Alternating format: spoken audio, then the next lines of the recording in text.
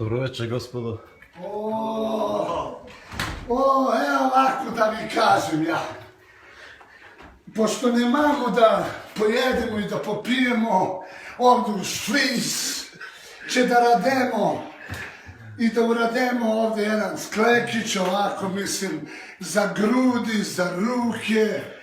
Će da gledamo ovu panoramu, da se divimo ovim Švajcarci.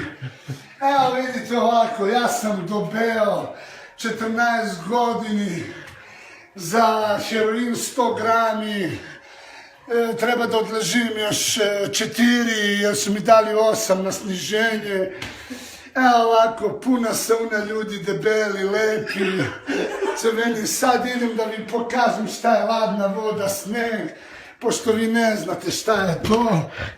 Vidite, imate bazen ovdje. Malo zapušteno, ali dobro. A možete da me snimite. Će radim u sneg, će da radim sklekovi. Malo se namažemo sa sneg. Će idemo ovdje sad na ladnu vodu u Buhence. Ćao mala, jesi kamena, ali te volim. I sad ono...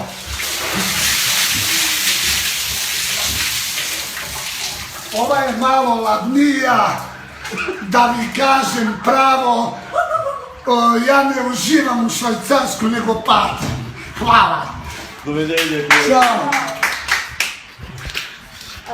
Ovo će da bude